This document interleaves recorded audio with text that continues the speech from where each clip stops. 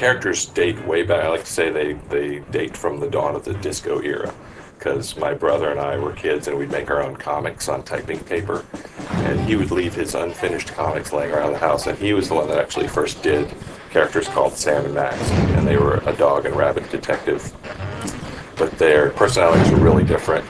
He'd leave his unfinished comics laying around in the family room, and I'd pick them up and I'd kind of secretly finish them in a parody of his style.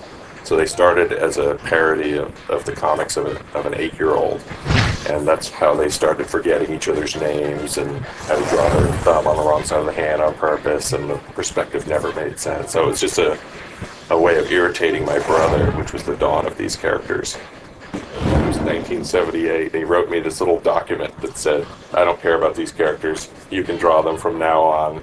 And he signed it, and I signed it, and our little scrawls are our kids' signatures, and so I've still got that weird little piece of paper, which is, I'm sure, not legally binding, but what the hell.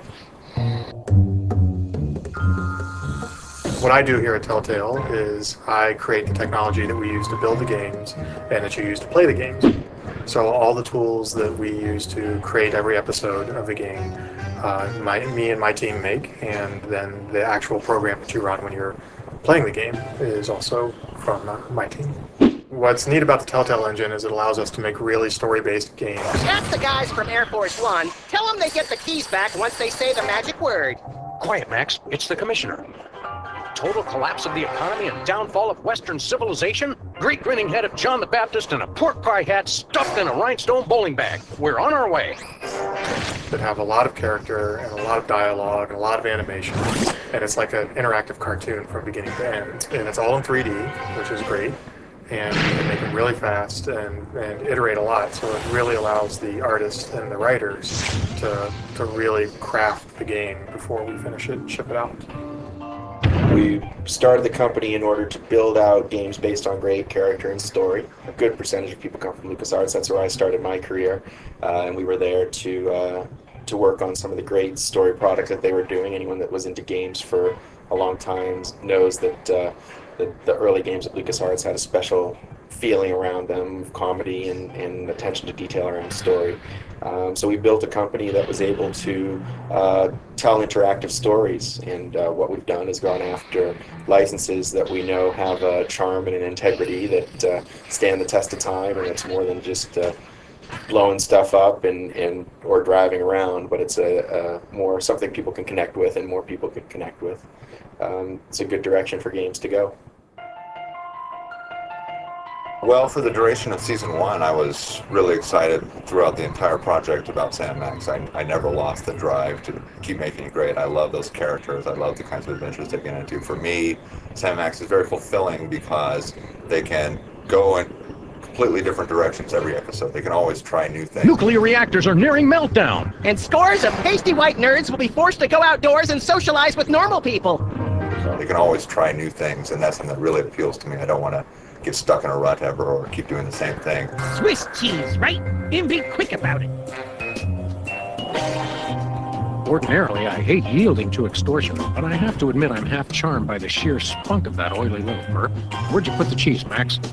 So that aspect of Sam Max makes me want to just keep coming up with new adventures with them, keep coming up with crazier things that they can do, and just keep challenging myself to think of things that haven't been done before. I'd like to develop a gambling addiction, starting now. Now, what do we have here? I'd say the circus was in town, but I know for a fact they won't be here till next Friday, so you must be here to play cards. I'm a person with a fairly short attention span as these things go, I think. You know I have the memory of a dried trout. Sadly, yes, I do. Working on one game for, a year or 2 years or 5 years or whatever people in the industry do, is kind of scary to me, which is one reason why working episodically is actually really good, because every episode of Sam Max is kind of different from the last one. We do them in a few months and then we move on to something else, and there just isn't time to get bored. You ever consider that we might be card sharks? Or shark sharks? You know, the kind that eat people for being overconfident? My responsibilities here at Telltale are overseeing the entire art production for Sam and Max, and constantly in discussions and brainstorms and director sessions with the environment artists. I'm pretty much in control of working with Steve Purcell and getting the character concepts going and overseeing the modeling, the animation process for these characters. I work with the designers to kind of mock up a roadmap for the entire game. So with the environment process, I guess it all starts in the designers' heads. So obviously they have certain locations in mind. When they start to design the puzzles, obviously they're going to need certain objects, placement of objects in certain places in the environments. It's a little bit unique here because we kind of have to get things done really quickly.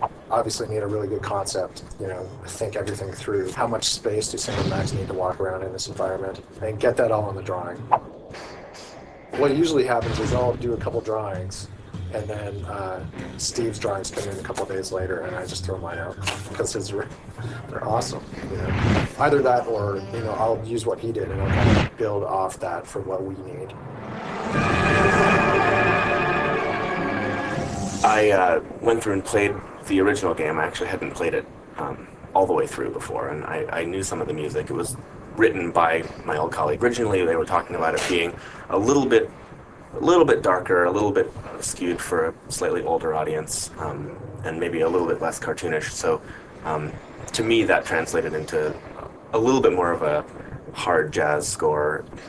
Fortunately, the scope of the project was large enough that we were able to afford hiring some live players to come in and add their talents to the score, and that the score is as much. I share the credit for it with them because they brought so much to those sessions, and it's amazing what three guys can do to bring a score like this to life. I'm a little bit torn about what my favorite episodes are.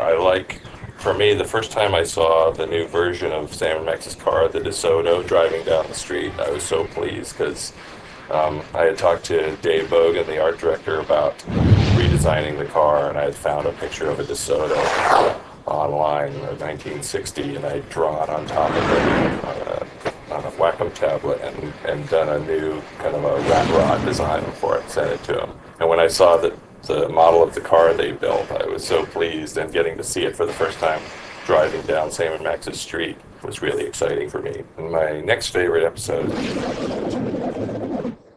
Abe Lincoln Must Die, because it's just, for me, the absurdity of getting to hunt Abe Lincoln's statue from the Lincoln Memorial is about as Sam and Max as you could get.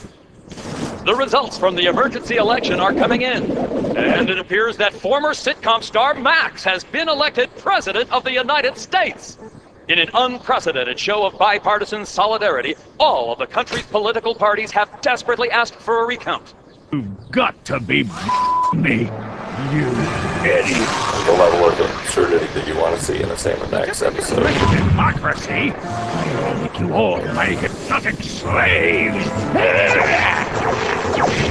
Great to get a chance to work with Telltale on the Sam and Max series. Oh, Max, you really know how to find the bright side of everything, don't you? Yes, I do. Now let's go shoot something.